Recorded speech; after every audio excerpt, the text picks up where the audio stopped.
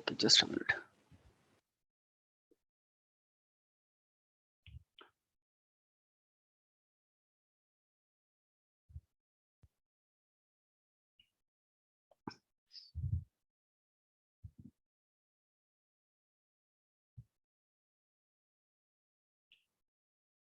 हाँ जी, तो last class में हम सेंट्रल टेंडेंसी पढ़ रहे थे और सेंट्रल टेंडेंसी में हमने ये सारा पार्ट कवर कर लिया था। सेंट्रल टेंडेंसी का क्या मतलब है और सेंट्रल टेंडेंसी जो है किस तरीके से कैलकुलेट करी जाती है, ये बताया था मैंने आपको कि 3 तरीके हैं सेंट्रल टेंडेंसी फाइंड आउट करने के। एक अर्थमेटिक मीन होता है, देन मीडियन और फिर मोड। और इसमें अभी हम बात कर रहे हैं कि अर्थमेटिक मीन जो है उसको भी हम दो हिस्सों में कैटेगराइज कर सकते हैं, simple arithmetic mean and weighted arithmetic mean. Simple arithmetic mean की कैलकुलेशन कैसी होती है ये मैंने आपको सिखाया अभी तक। मैंने बताया था कि इसमें टोटल 3 तरीके होते हैं simple arithmetic mean find out करने के। One is direct method, shortcut method और स्टेप डेविएशन मेथड।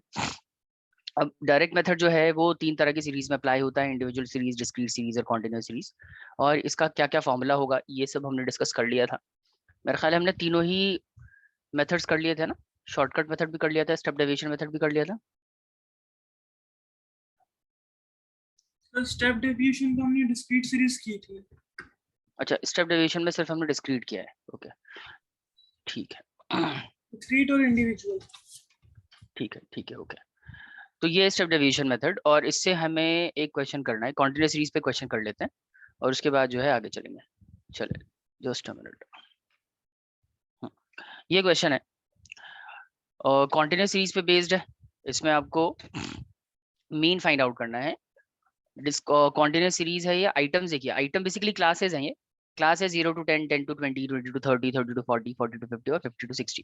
फिर फ्रीक्वेंसीज गिवन है 15, 4, 8, 12, 10 और 5। दीज आर दी फ्रीक्वेंसीज और ऊपर क्लासेस हैं। तो सबसे पहले इस क्वेश्चन को सॉल्व करने के लिए मैंने क्या बताया कि आप सबसे पहले क्या करोगे, आप क्वेश्चन को लिख लो। गिव मी मोमेंट, मैं लिख लेता हूँ पहले, उसके बाद आपको दिखाता हूँ। तो सबसे पहले तो हम सोल्यूशन के लिए ये क्लासेस लिखेंगे, फिर फ्रीक्वेंसी लिखेंगे। क्लास है 0 to 10, 10 to 20, 20 to 30, 30 to 40, 40 to 50 and 50 to 60। Frequencies हैं 15, 4, 8, 12, 10 एंड 5। ठीक है, ये क्वेश्चन है और इसको सॉल्व करना है। ये क्या हुआ है?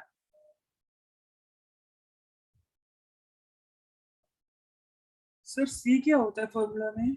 सी का मतलब है कॉमन फैक्टर।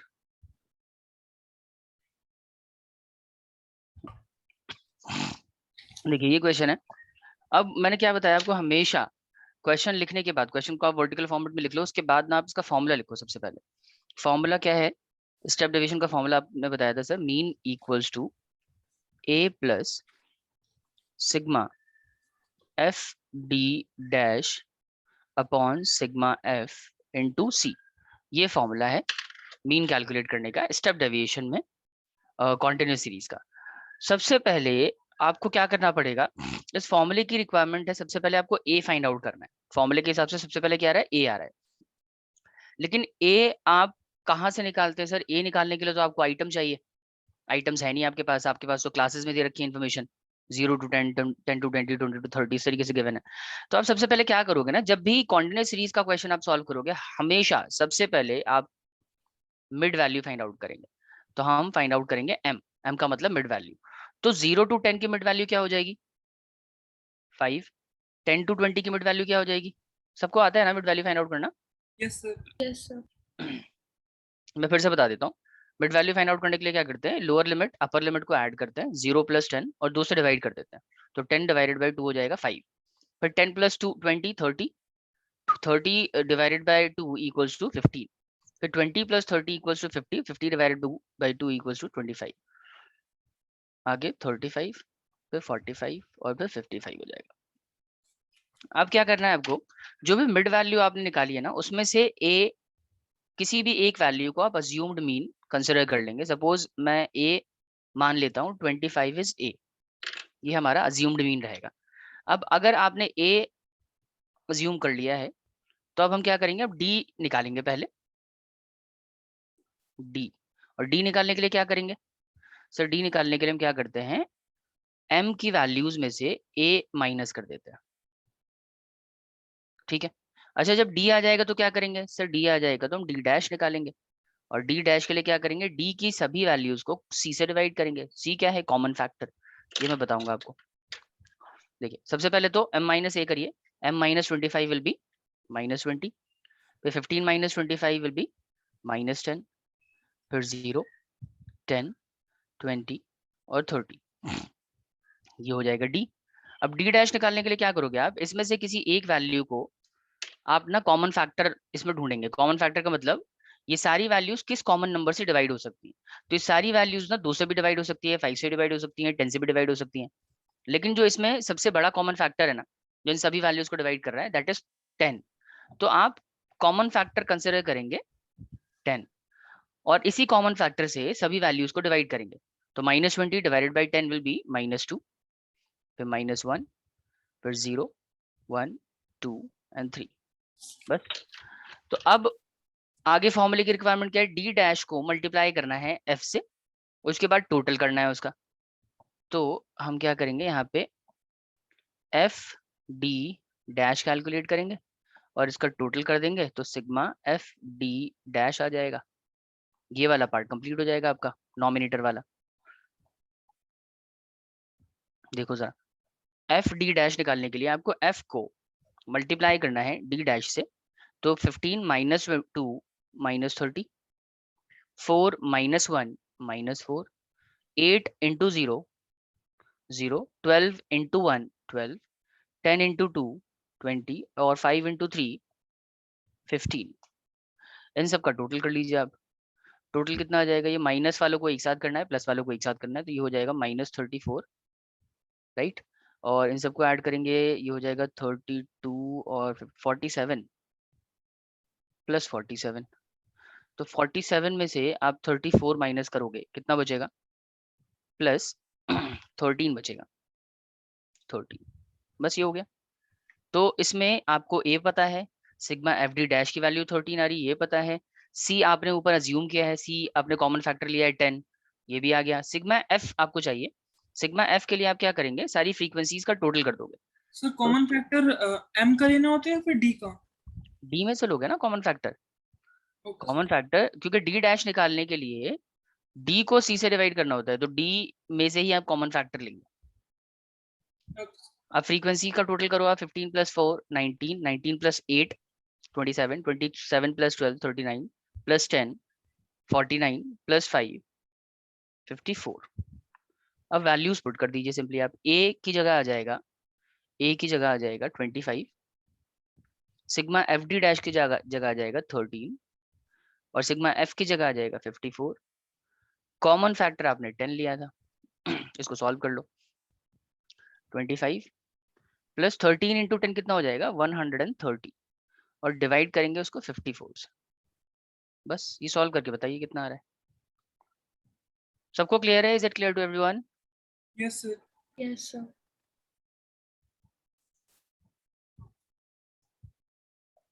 अच्छा, आप लोग बहुत टाइम बाद क्लास कर रहे हैं, नायशा, अनवी। सर 27.4। सर हमारे पेपर लाइक मेरा पेपर चल रहा था 11th। सर मेरा आपका भी पेपर एग्जाम भी चल ही रहे हैं। इको का हो गया क्या? Yes sir. मेरा भी हो गया, हाँ। अच्छा, तो ये तो कर लिया होगा आपने, फिर सेंट्रल टेंडेंसी तो उसमें आया होगा। Yes sir. Yes sir. अच्छा, तो आपके जो फाइनल्स होंगे उसमें सेम सिलेबस पूछा जाएगा या फाइनल का सिलेबस अलग होगा? तो कह तो रहे हैं कि सिर्फ हाफ आएगा, 50% ही आएगा, जो नहीं आया अभी ना। हाँ अभी तक जो नहीं आया वो तब आएगा। अच्छा, नायशा आपका भी सेम ही सीन है? सर मेरे को कुछ कंफर्म नहीं पता, पर जिस हिसाब से सबका चल रहा है हाफ ही आना चाहिए। अच्छा, तो देखिए अगर आप लोगों के एग्जाम हो गए और हाफ आने वाला है, तो फिर तो ये जो पार्ट हम लोग डिस्कस कर रहे हैं फिलहाल क्लास में, वो रिलेवेंट है ही नहीं बिल्कुल भी। तो मैं तो अगर आप पढ़ना चाहते हो कोई दिक्कत नहीं है, लेकिन आप चाहें तो इस पर्टिकुलर टॉपिक को स्किप कर सकते हैं। जब हम कोई नया चैप्टर स्टार्ट करेंगे ना, तो मैं आपको इन्फॉर्म कर दूंगा, तब आप ज्वाइन कर लो, ज़्यादा बेहतर रहेगा। बाकी अगर आप करना चाहते हो सेंट्रल टेंडेंसी, तो हम कर ही रहे हैं, आप कर सकते हो। ठीक है ना आयशा और अनवी?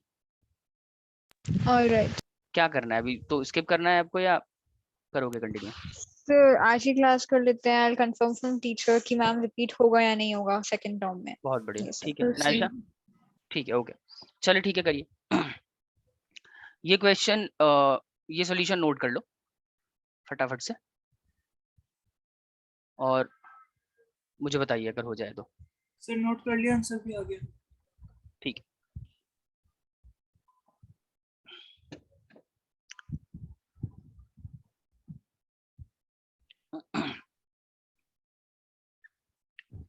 आंसर कितना है? 27 पॉइंट समथिंग।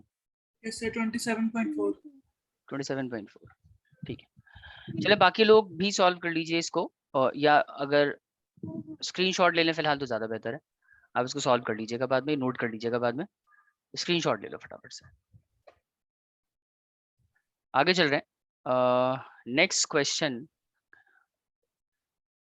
अब देखो हमने ना ऑलमोस्ट तीनों मेथड हमने कंप्लीट कर लिए हैं, ठीक है। अब आगे चल रहे हैं। नेक्स्ट इज, इसमें एक क्वेश्चन आता है मिसिंग फ्रीक्वेंसी फाइंड आउट करने के लिए, find the value of missing frequency. तो जैसे अभी तक क्या था ना, अभी जितने भी हमने क्वेश्चन किए हैं उसमें आपके पास आइटम्स गिवन होते थे, आपके पास फ्रीक्वेंसी सारी गिवन होती थी, आपको मीन की वैल्यू फाइंड आउट करनी होती थी। अभी क्वेश्चन क्या होता है कि मीन आपको गिवन है, आपको आइटम्स गिवन है, फ्रीक्वेंसी कोई एक या दो फ्रीक्वेंसी मिसिंग होती है, वो मिसिंग फ्रीक्वेंसी आपको फाइंड आउट करनी होती है। आसान होता है क्वेश्चन, ट्राई करते हैं। तो नेक्स्ट वैरायटी है finding the value of missing frequency, इस पे हम क्वेश्चन कर रहे हैं and this is the question.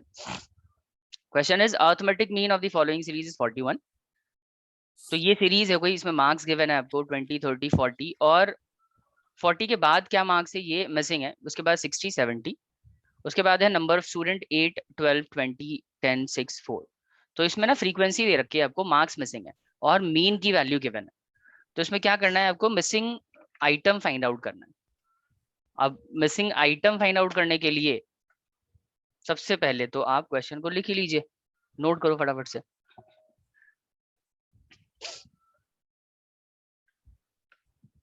Twenty 30 40 then x फिर 60 और 70 और इसकी फ्रीक्वेंसीज गिवन है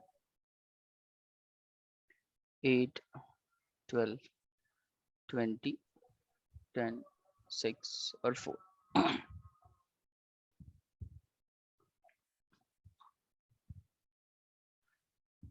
देखिए ये क्वेश्चन है, इसमें मार्क्स गिवन है और फ्रीक्वेंसी गिवन है, और इसके अलावा मीन की वैल्यू भी गिवन है 41, ठीक है। ये एक मिसिंग फ्रीक्वेंसी, मिसिंग आइटम है, x की वैल्यू आपको फाइंड आउट करनी है। तो x की वैल्यू फाइंड आउट करने के लिए क्या करेंगे आप एज यूजुअल जो मीन का फॉर्मूला होता है ना, वही फॉर्मूला अप्लाई करेंगे। फॉर्मूला क्या होता है सर, मीन के तो 3 फॉर्मूला है, कौन सा फॉर्मूला लगेगा? मीन के कितने फॉर्मूले? डायरेक्ट मेथड का एक फॉर्मूला होता है, शॉर्टकट मेथड होता है, स्टेप डेविएशन मेथड होता है। ये कौन सी सीरीज है? ये डिस्क्रीट सीरीज है। तो डिस्क्रीट सीरीज पे तो तीनों ही फॉर्मूला अप्लाई होते हैं ना, डायरेक्ट से भी हो सकता है और बेसिकली शॉर्टकट मेथड से भी हो सकता है और स्टेप डेविएशन से भी हो सकता है। तो ये जो मीन की वैल्यू फाइंड आउट करी है ना हमने, ये कैसे करी होगी कैलकुलेट? सर किसी भी मेथड को अप्लाई करके कैलकुलेट हो जाएगी ये तो 41 जो है डायरेक्ट मेथड से भी कैलकुलेट हो सकता है, शॉर्टकट मेथड से भी, स्टेप डेविएशन मेथड से भी। तो आपके हिसाब से जो आपको बेहतर लगे आप वो मेथड यूज कर सकते हो। मैं सिर्फ डायरेक्ट ही मेथड यूज कर रहा हूँ फिलहाल। तो डायरेक्ट मेथड से मीन हमने कैसे निकाला होगा आप ये सोचो, क्योंकि डिस्क्रीट सीरीज है। डिस्क्रीट सीरीज में डायरेक्ट मेथड का क्या फॉर्मूला होता है, क्या बताया था मैंने? सर आपने बताया था sigma F x upon sigma F, ये फॉर्मूला है मीन का डायरेक्ट मेथड का। तो इस फॉर्मूले के अकॉर्डिंग जब हमने ये फॉर्मूला लगाया हमें मीन की वैल्यू कितनी मिली है? 41 मिली है। अगर हम किसी तरीके से सिग्मा एफ एक्स की वैल्यू और सिग्मा एफ की वैल्यू फाइंड आउट कर लेंगे ना, तो एक्स की वैल्यू आ जाएगी अपने आप। ट्राई करके देखते हैं कैसे आएगा। तो सबसे पहले तो एफ एक्स निकालो। एफ एक्स के लिए आप क्या करोगे, ये एक्स है, तो एफ एक्स निकालने के लिए आप एफ और एक्स की वैल्यूज को मल्टीप्लाई करेंगे। This is F and this is x, so multiply F and x. क्या वैल्यूज आ जाएंगी? 20 इंटू 10 कितना हो जाएगा? 160। 30 इंटू 12 हो जाएगा 360। 40 इंटू 20 हो जाएगा 800। और 10 इंटू 6 कितना होता है? 10 इंटू एक्स कितना होता है? 10x। राइट। फिर 60 इंटू 6 कितना होता है सर 360, और 70 इंटू 4 कितना होता है 280। बस क्या करना है अब इस सबको टोटल कर देना है आपको। टोटल करने के बाद ये वैल्यू आ जाएगी सिग्मा एफ एक्स। ये जो भी वैल्यू आएगी ना आप इसको यहाँ पे पुट कर दें, और नीचे क्या चाहिए सिग्मा एफ चाहिए, आप फ्रीक्वेंसी का भी टोटल कर लो सिग्मा एफ। जो भी वैल्यू आएगी आप उसको यहाँ नीचे पुट कर दें, उसके बाद कैलकुलेट कर लें। तो टोटल कर लेते हैं जरा, टोटल बताइए कोई मुझे कैलकुलेट करके, मैं तब तक फ्रीक्वेंसी कर लेता हूँ 20 40 1960 50। plus 10x. ये तो 60 हो रहा है, ये कितना हो रहा है sorry So 1960 plus 10x. 1960 plus 10x।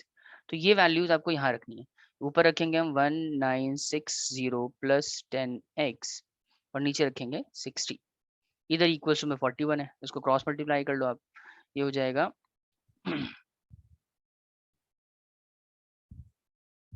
2460, इधर आ जाएगा 1960 प्लस 10x। अब 1960 इधर आ जाएगा 2460 माइनस 1960 इक्वल्स टू 10x। 2460 में से 1960 की वैल्यू माइनस करेंगे तो बचेगा 500, राइट। यहाँ बचेगा 500, यहाँ बचेगा 10x, तो x की वैल्यू अल्टीमेटली आ जाएगी 50। This is your answer. समझ आया सबको? Yes, sir. अब सवाल ये उठता है कि सर इस तरह का मिसिंग फ्रीक्वेंसी वाला क्वेश्चन जो है हमें जब भी सॉल्व करना होगा हम कौन सा वाला मेथड लगाएंगे। अब मैंने तो इसको सॉल्व करने के लिए डायरेक्ट मेथड लगाया, ऐसा कुछ जरूरी नहीं है कि आप भी डायरेक्ट ही मेथड यूज करो, आप कोई भी मेथड आपके हिसाब से आप जो लगाना चाहते हैं लगा सकते हैं। मैं रिकमेंड करूंगा कि आप क्वेश्चन देख लें उसके हिसाब से मेथड चूज करें। मेरे हिसाब से डायरेक्ट मेथड लग सकता था यहाँ पे, क्योंकि बहुत ज्यादा बड़ी बड़ी वैल्यूज नहीं है, छोटी ही वैल्यूज हैं, कैलकुलेशन आसान ही है, इसलिए मैंने डायरेक्ट मेथड लगा दिया। बड़ी वैल्यूज होती है ना आमतौर पे, तो हम उसके बाद स्टेप डेविएशन उसके बेसिस पे स्टेप डेविएशन मेथड यूज करते हैं या शॉर्टकट मेथड यूज करते हैं। अगर बड़ी वैल्यूज है तो शॉर्टकट अप्लाई करो, और छोटी वैल्यूज है कैलकुलेशन आपको मुश्किल नहीं लगता है, नहीं लगता कि आपको कोई परेशानी होने वाली है, तो फिर आप डायरेक्ट मेथड अप्लाई करके ही सॉल्व कर सकते हैं। नोट कर लीजिए फटाफट से, So done. सबका हो गया? Yes, ठीक, sir. बहुत बढ़िया।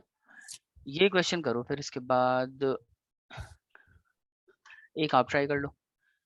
ये कॉन्टिन्यूस सीरीज का है। Calculate the number of student against the class 30 to 40 of the following data where X, basically यहाँ पे मीन है 28।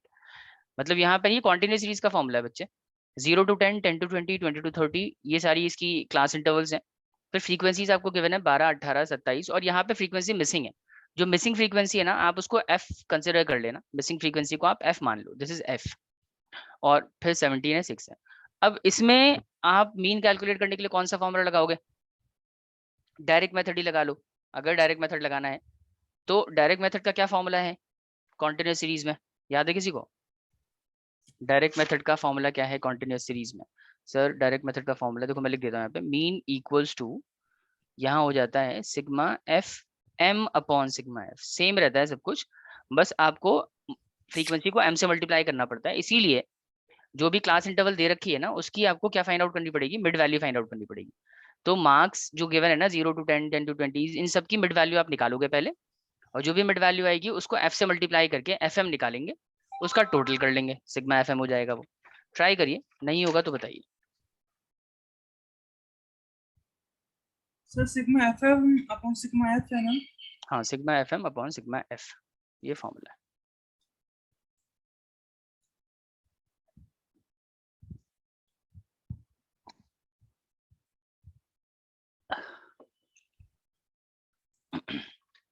ले लो 5 मिनट, करो आराम से।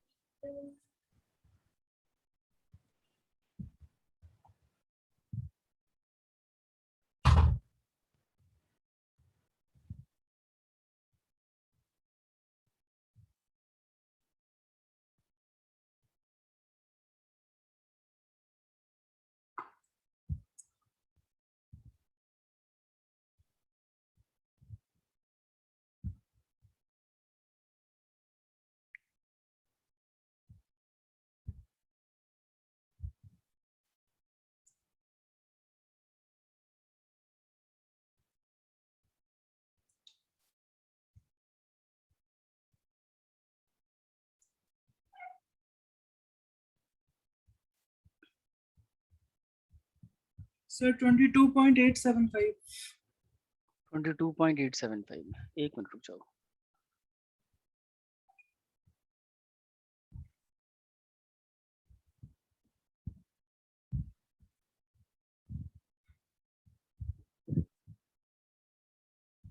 ये देखना है स्पर्श, तो ये 2135 एफ आ रहा है सिग्मा एफएम। सर मेरा 2080 आ रहा है। 2080 आ रहा है, मेरा गलत है क्या? मेरे को चेक फिर से करता चेक करना पड़ेगा मुझे, एक मिनट रुक जाओ। एफएम की वैल्यू क्या आ रही है? पहली 60 आ रही है पहले, आपने डायरेक्ट मेथड ही लगाया है ना? हूँ। Yes sir, sigma FM upon sigma F. तो 60 आ रहा है पहले एफएम, फिर आ रहा है 270, यस सर। उसके बाद है 675 प्लस 765, उसके बाद है 330। ठीक है, तो ये आ रहा है 2100 और प्लस 35 एफ अलग है। देखिए इन सबको टोटल करेंगे, ये तो अलग से ऐड होगा ना, तो ये हो जाएगा 2100 प्लस 35 एफ। तो ये आ गया सिग्मा एफ एम की वैल्यू आ गई। सिग्मा एफ के लिए आप इन सबको ऐड करोगे, इन सबको ऐड करके हो जाएगा सर टू है आंसर। 32। सर 2। सिर्फ 2? सर मेरा 20 आ रहा है।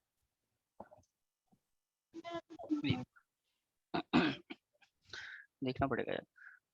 30, 27, 57, 57 और 764, 74 और 80 plus F. Frequency 80 plus F है। Yes sir. ठीक है, अब वैल्यूज पुट कर दो। 2100 plus 35 F divided by 80 plus F. और मीन की वैल्यू क्वेश्चन में कितनी दे रखी थी? 28। 28 मीन की वैल्यू गिवन है।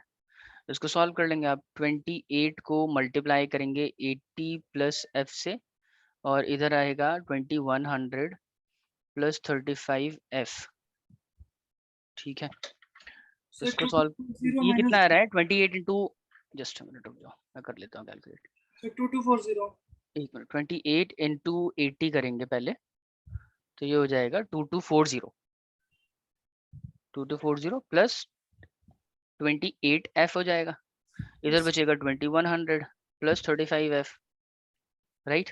अब 2240 में से हम 2100 माइनस कर लेंगे, और इधर लिखेंगे 35 एफ माइनस 28 एफ। बताओ ये कितना बचेगा? Sir 140 is equal to 140 equals to 7 F.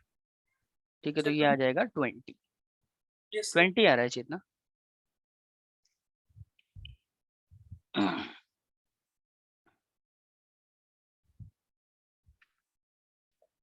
समझ आया सबको? कोई डाउट है? किसी को कुछ पूछना है? चेतना, स्पर्श, अक्षिता? सर क्लियर है। क्लियर है सर। ठीक है, ओके। तो ये हो गया मिसिंग फ्रीक्वेंसी वाली वैरायटी हो गई। और इसके अलावा अब आ जाते हैं mean in case of cumulative frequency. तो ये मैं करवाऊंगा नहीं, मैं आपको बता देता हूँ होता कैसे। कोई खास डिफरेंस होता नहीं है इस तरह के क्वेश्चन में। पहले हम समझ लेंगे कम्युलेटिव फ्रीक्वेंसी सीरीज क्या होती है। इतना ही समझ लेंगे तो आपको समझ आ जाएगा। सर वो तो पता है। पता है cumulative frequency series? Yes cumulative sir. Frequency series को ना आपको एक्सक्लूसिव क्लास इंटरवल में कन्वर्ट करना पड़ता है। आता है आपको? सर चेतना आता है आपको? सिंपल फ्रीक्वेंसी में कन्वर्ट करना होता है ना, दोनों को हाँ माइनस। सिंपल, हाँ सिंपल फ्रीक्वेंसी में कन्वर्ट करना पड़ता है। Yes sir. चेतना आपको आता है?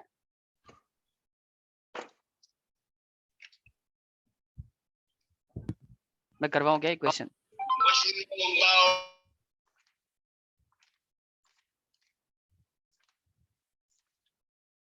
अच्छा एक काम करते हैं, आगे नेक्स्ट हेडिंग डालो कंबाइंड मीन। कंबाइंड मीन पे क्वेश्चन कर लेते हैं।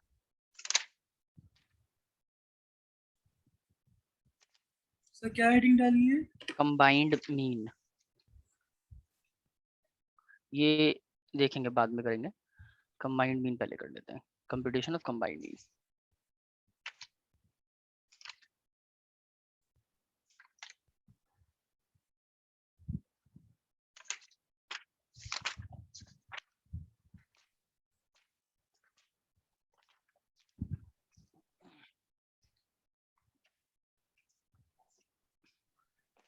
ये पहले आपको समझना पड़ेगा कंबाइंड मीन का क्या चैप्टर मतलब का नाम क्या है? है। इस चैप्टर का नाम है सेंट्रल टेंडेंसी।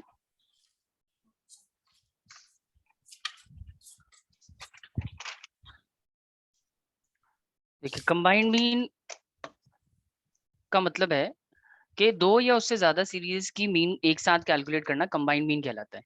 जैसे मान लीजिए हमारे पास ना दो सीरीज है, एक है suppose this is series first and this is series second. अब अगर यहाँ कुछ वैल्यूज गिवन है, फॉर एग्जांपल यहाँ पे गिवन है 10, 20, 30, 40 एंड 50, और यहाँ पे वैल्यूज गिवन है 20, 30, 40, 50 एंड 60। मैंने आपसे कहा इनकी मीन कैलकुलेट करो, कैलकुलेट मीन। तो आप क्या करोगे इनकी मीन फाइंड आउट करने के लिए? सर सबसे पहले सीरीज 1 का मीन फाइंड आउट कर लेते हैं। Mean of first series, mean of first mean of first series equals to, formula क्या लगेगा sir? Sigma X upon N, number of items, ये एक्स है, करेक्ट। तो इन सब का टोटल करिए, सिग्मा एक्स कितना आ जाएगा सर? 30, 60 एंड 150। और नंबर ऑफ आइटम्स कितने हैं सर? नंबर ऑफ आइटम्स हैं 5। तो मीन कितना आ जाएगा इसका? मीन आ जाएगा सर 30। और ऐसे ही सीरीज सेकंड का आप मीन फाइंड आउट करोगे तो ऐसे करेंगे, mean of second series equals to sigma X upon N again. और यहाँ पे इन सब का टोटल कितना आ रहा है? 200, Yes, sir. 200 okay. So 200 divided by 5 करेंगे तो अल्टीमेटली आपको आंसर मिलेगा 40, करेक्ट। तो आपने ये पहले ही सीख लिया है कि मीन किस तरीके से कैलकुलेट करते हैं अलग अलग सीरीज का। मेरा ये सवाल है कि अगर हमें इन दोनों सीरीज का मीन एक साथ फाइंड आउट करना है तो हम क्या करेंगे? तो इन दोनों हम अलग अलग कैलकुलेट नहीं करना चाहते, इस बार हम इन दोनों सीरीज की कंबाइंड मीन फाइंड आउट करना चाहते हैं। तो कंबाइंड मीन के लिए एक तरीका तो ये है कि सर जो सारी वैल्यूज अलग अलग लिखी है ना अलग अलग सीरीज में, पहला तरीका ये है कि आप इन सबको एक साथ लिख लो, 20, 30, 40, 50, और फिर इसको लिख लो 20, 30, 40, 50 और 60, और इन सबको टोटल कर लो, फिर फॉर्मूला अप्लाई कर दो। एक तरीका ये है, लेकिन ये लेंदी है, ये तरीका लेंदी है, इसलिए कंबाइंड मीन कैलकुलेट करने का एक दूसरा फॉर्मूला बनाया गया है।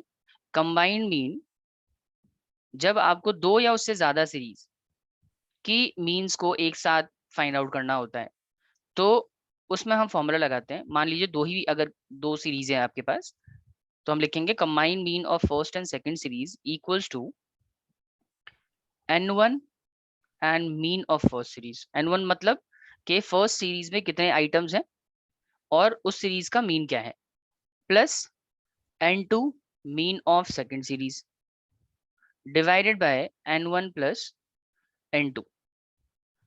इस फॉर्मूले से क्या होता है कि आपको अब इतना लंबा स्टेप लेने की जरूरत नहीं है मीन फाइंड आउट करने के लिए। आप जो भी इन्फॉर्मेशन, जैसे मैं ऊपर हमने जो मीन निकाला था ना, इसी को यूज करके कंबाइंड मीन कैलकुलेट करके देखते हैं, देखिए क्या होगा। सबसे पहले हमें क्या चाहिए? n1 मतलब फर्स्ट वाली सीरीज में कितने आइटम्स हैं, तो कितने आइटम्स है? 5 आइटम्स है वहां पे सिर्फ, तो 5। और फर्स्ट वाली सीरीज का मीन कितना आ रहा था? 30 आ रहा था, 30 n1 and mean of first series, plus क्या करना है? प्लस करना है sir n2 mean of second series. तो सीरीज सेकंड में कितने आइटम्स थे? वहां भी 5 थे, और उसका मीन क्या था सर? उसका मीन था 40। और इसके बाद इसको n1 प्लस n2 से डिवाइड कर दो। n1 का मतलब है number of item in first series, वो भी 5, number of item in second series, वो भी 5। तो इसको सॉल्व करेंगे आप, ऊपर आ जाएगा 150, ये हो जाएगा 200। इनका नंबर तो हमेशा टोटल ही आ ये जाएगा। हाँ ये गिवन, हाँ ये टोटल आएगा ऑब्वियसली। और ये सारी वैल्यूज ना क्वेश्चन में गिवन ही होती। ये हो जाएगा आपका 350 और नीचे आ जाएगा 10, सो आंसर विल बी 35। तो कंबाइंड मीन हो गया 35, समझ रहे हैं? तो कंबाइंड मीन का आप यूज समझ लें, जब एक से ज्यादा सीरीज की मीन आपको एक साथ फाइंड आउट करनी होती है ना, तब हम कंबाइंड मीन का इस्तेमाल करते हैं। तो आप ये फॉर्मूला लिखो, उसके बाद एक क्वेश्चन करेंगे इसके ऊपर। कंबाइंड मीन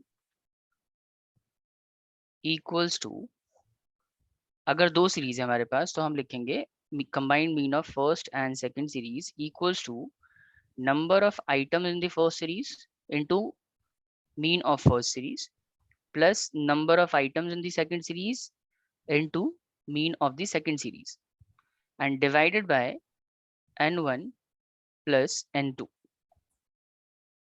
ठीक है, अब आमतौर पे क्वेश्चन में क्या क्या इंफॉर्मेशन होती है तो मैं दिखा देता हूँ आपको किस तरह का क्वेश्चन होता है।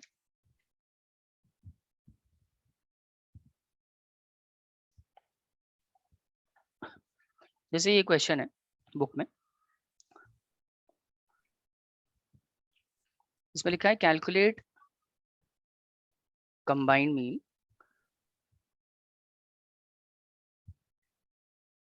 From following. अब इसमें क्या क्या दे रखा है आपको, एक तो सीरीज दे रखी है फर्स्ट एंड सीरीज दे रखी है सेकंड।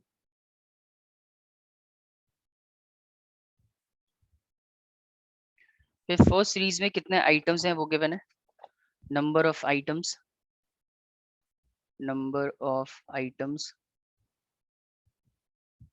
उसमें है 60 और 40, 60 एंड 40।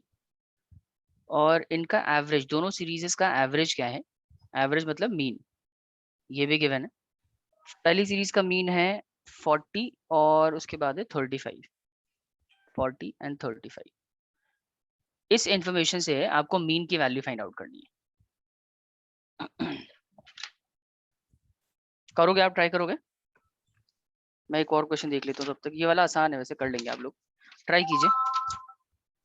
सर फिर हम इसका फॉर्मूला सीधे सीधे ये नहीं लिख सकते हैं, sigma x1 plus sigma x2 upon n1 plus n2। Sigma x1, sir मतलब फर्स्ट सीरीज का टोटल प्लस सेकंड सीरीज का टोटल। बिल्कुल और लिख सकते हो, बिल्कुल हाँ लिख सकते हो, लेकिन लेकिन अब असल में क्वेश्चन में ना सिग्मा एक्स गिवन होता नहीं है, सिग्मा वाई गिवन या दूसरी सीरीज का समेशन गिवन नहीं होता आपको, इन्फॉर्मेशन इसी तरीके से गिवन होती है क्वेश्चन में। जो तुम कह रहे हो वो भी सही है फॉर्मूला।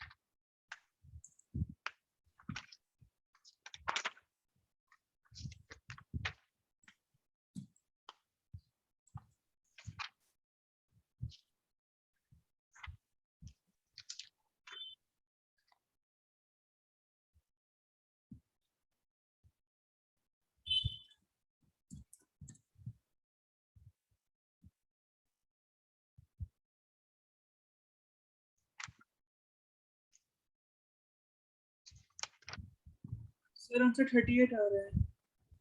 आंसर 38 आ रहा है, बाकियों का भी 38 आ रहा है, बाकी लोग कर भी रहे हैं।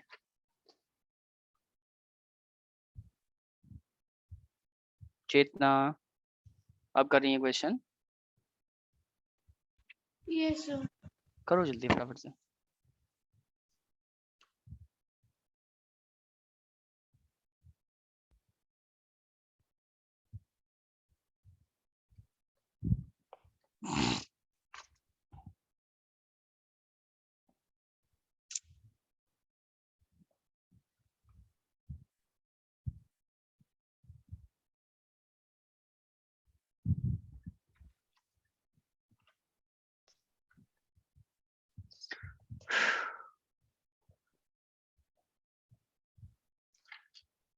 बाकी लोग ध्यान दें जिनसे नहीं हो पा रहा है, कैसे करेंगे इसको।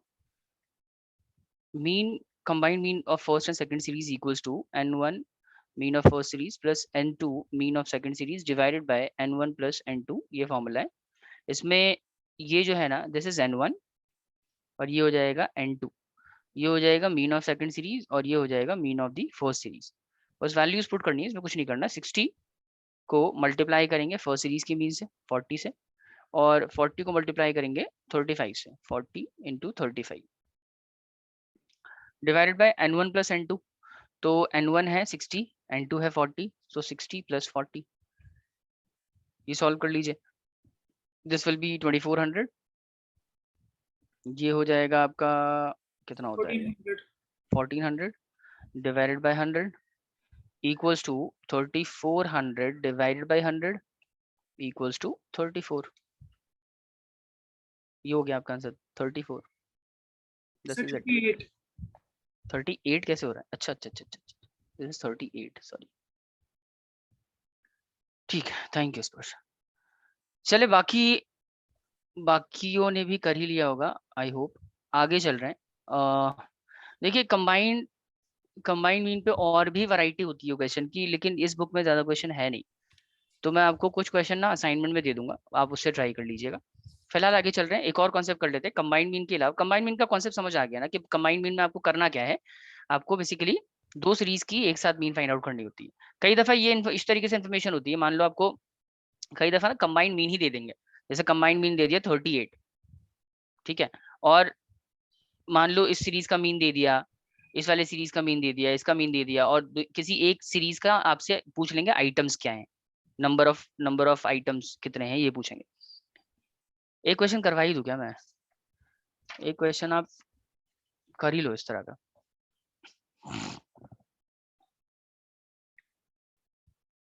लिख लीजिए, क्वेश्चन लिखिए, थोड़ा टाइम ज्यादा लगेगा बस क्वेश्चन बनाने में और उसको सॉल्व करने में। देखो combined average salary of 30 workers is 5,000. Combined average salary of 30 workers is 5,000. Average salary of 20 workers is 20 workers is, let's say 4,500. You are required to find the average salary of remaining workers. ये question है, मतलब total ना कितने workers हैं, total 30 workers हैं, जिसमें से 20 workers की एवरेज सैलरी 4,500 है और सारे वर्कर्स की कलेक्टिवली 5,000 है। आपको बताना है बाकी जो वर्कर्स हैं उनकी सैलरी, एवरेज सैलरी क्या होगी। क्या करेंगे इसमें, कैसे करेंगे बताइए। देखिए सबसे पहले तो मैं इसको कैटेगराइज कर देता हूँ। देखो टोटल नंबर ऑफ वर्कर्स जो है ना, उसको हम दो हिस्सों में कैटेगराइज कर देते हैं, दो ग्रुप बना देते हैं, दो सीरीज बना देते हैं। इनफैक्ट ग्रुप कह लो या सीरीज कह लो, एक ही बात है, दो ग्रुप में कैटेगराइज कर रहे हैं, सीरीज सेकंड या ग्रुप सेकंड, ग्रुप 2 ग्रुप 1। तो सबसे पहले देखिए टोटल वर्कर्स हैं कितने, टोटल वर्कर्स हैं 30। तो टोटल नंबर ऑफ आइटम्स जो है ना, टोटल वर्कर्स हैं 30, इसका ये मतलब हो गया कि दोनों ग्रुप मिला के 30 है, यानी कि ये क्या है, this is n1 plus n2, total number of workers 30 है। और दोनों ही ग्रुप के वर्कर्स को ऐड करके उनकी एवरेज सैलरी कितनी आ रही है, 5,000। तो आप बता सकते हैं 5,000 क्या चीज है, 5,000 क्या है। अगर 30 n1 प्लस n2 है तो 5,000 क्या कहलाएगा, स्पर्श any idea. Total number of workers 30 है तो क्लियर हो गया सबको। टोटल नंबर ऑफ वर्कर्स 30 का मतलब ये है कि ग्रुप 1 में जितने हैं, ग्रुप 2 में जितने हैं, उन सबको ऐड करके 30 वर्कर्स हैं। तो ये n1 प्लस n2 है, और सारे वर्कर का एवरेज कितना आ रहा है, 5,000। इसका मतलब दोनों ग्रुप के वर्कर्स का जो एवरेज है, जो मीन है वो 5,000 है। इसका मतलब this is the combined average, first and second दोनों सीरीज का कंबाइंड मीन आपको दे रखा है 5,000, ठीक है। अच्छा आगे चलते हैं। अब ग्रुप 1 में कितने लोग हैं सर, ग्रुप 1 में ना 20 लोग हैं और उनकी एवरेज सैलरी कितनी है 4,500। इसका मतलब क्या हुआ कि ग्रुप 1 में ये हो गया N1 और ये हो गया ग्रुप 1 का फर्स्ट ग्रुप का mean of the first series. Clear? अच्छा, अगर टोटल 30 में से 20 वर्कर ग्रुप 1 में है तो ग्रुप 2 में कितने बचे? 10। तो 10 क्या कहलाएगा? This is N2, right? और N2 का आपको क्या फाइंड आउट करना है? इसका एवरेज क्या है ये पता करना है आपको। इसका एवरेज, इनकी एवरेज सैलरी क्या है बाकी के एम्प्लॉइज की, ये फाइंड आउट करना है। तो सेम ही फॉर्मूला लगेगा ना। आप क्या फॉर्मूला लगाओगे? आप लगाओगे combined mean of first and second series equals to N1 plus N2, sorry, N1 mean of the first series plus N2 mean of the second series divided by N1 plus N2, right? तो N1 की जगह क्या लिखेंगे आप बताइए? N1 की जगह क्या आ जाएगा? 20 और मीन ऑफ फर्स्ट सीरीज की जगह पे क्या आ जाएगा? 4500 प्लस N2 की जगह पे क्या लिखेंगे आप? 10 और सेकंड सीरीज की मीन क्या है सर? पता नहीं, इसको ऐसे ही छोड़ दो। डिवाइडेड बाय, किससे डिवाइड करोगे? तो डिवाइड करेंगे N1 plus N2। N1 plus N2 ऊपर दे रखा है 30, इसको सॉल्व कर लो। कंबाइंड मीन भी आपको दे रखा है 5000, आ जाएगा आंसर। समझ आया? स्पर्श, चेतना, अनवीन, आयशा, किसी को डाउट है? चेतना कुछ पूछना है तो पूछो, किसी को भी अगर डाउट है तो पूछिए। मुझे आवाज नहीं आ रही किसी की भी। सर इसका आंसर नेगेटिव में तो नहीं आ सकता ना? आना तो नहीं चाहिए, लेकिन क्वेश्चन क्योंकि मैंने ही ड्राफ्ट किया है तो पॉसिबली हो सकता है गलती हो जाए, हो सकता है नेगेटिव में आ जाए, लेकिन चांसेस नहीं है, नेगेटिव में नहीं आना चाहिए तो ये मेरा क्योंकि शायद टोटल negative एवरेज है में आ सकता। 5000 ना, माइनस में नहीं आएगा।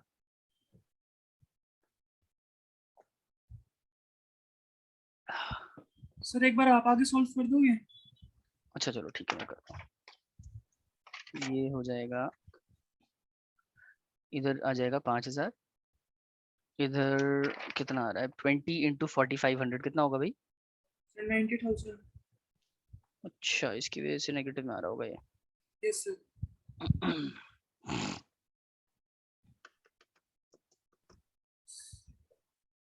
सर आपने 20 प्लस 4500 लिखा है तो मल्टीप्लाई आएगा ना? हाँ मल्टीप्लाई है सर, ये मल्टीप्लाई ही है। यस सर, तो 90,000 आ रहा है।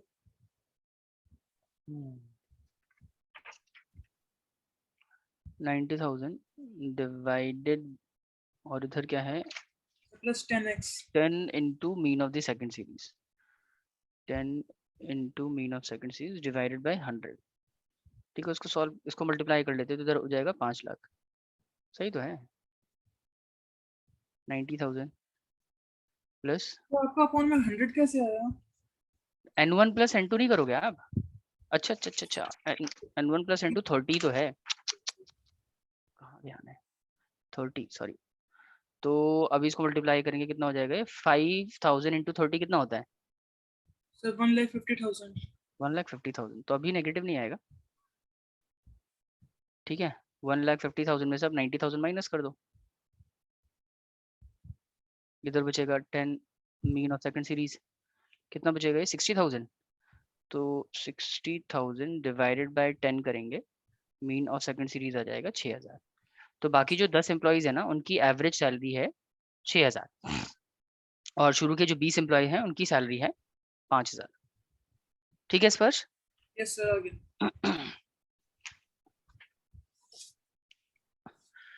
एक ये क्वेश्चन दे रखा है, अगर आप लोग ये ट्राई करना चाहें ना तो आप ये कर लीजिएगा। मैं इसको थोड़ा सा जूम इन कर देता हूँ और आप इसका स्क्रीनशॉट ले लो, ये क्वेश्चन सॉल्व करने की कोशिश कीजिएगा। जस्ट अ मिनट, मैं एक फोटो ले लेता हूँ। एक मिनट में थोड़ा और इसको जूम आउट कर दो। क्या ही चक्कर है इसका।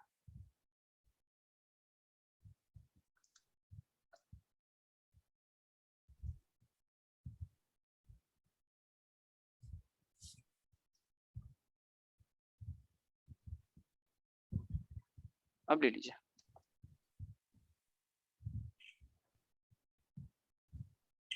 Mean monthly salary paid to all employees in a certain company was 600. Mean monthly salary paid to male and female employees was 620. And 520, दोनों का मीन दे रखा है आपको और दोनों का कंबाइंड मीन भी दे रखा है 600। Find the percentage of male to female employees in the company. Male कितने हैं, फीमेल कितने हैं, ये आपको कैलकुलेट करना है, उनकी परसेंटेज फाइंड आउट करनी है। तो आप ट्राई करके देखना, जो हमने क्वेश्चन किया उससे मिलता जुलता है, एग्जैक्टली तो सेम नहीं है। आप करना, अगर नहीं होगा तो मैं अगली क्लास में बताऊंगा, आप एक बार ट्राई करके देखो खुद से इसको।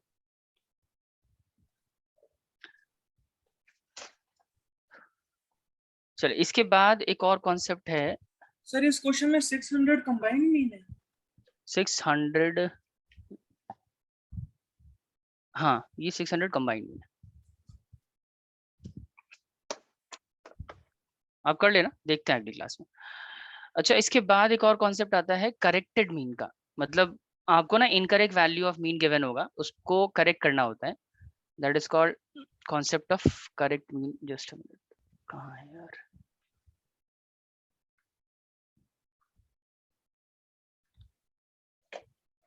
अच्छा वो है ही नहीं, वो स्लाइड में याद नहीं किया मैंने। चलिए काम करते हैं, आज की क्लास में इतना ही रहने देते हैं, अगली क्लास में करेक्टेड मीन और बाकी के जो कॉन्सेप्ट हैं इसमें उसको कंप्लीट करके इस चैप्टर को खत्म करेंगे। एक और इसमें टॉपिक बचा हुआ है, करेक्टेड मीन वाला बचा हुआ है, और एक बचा है वेटेड मीन का।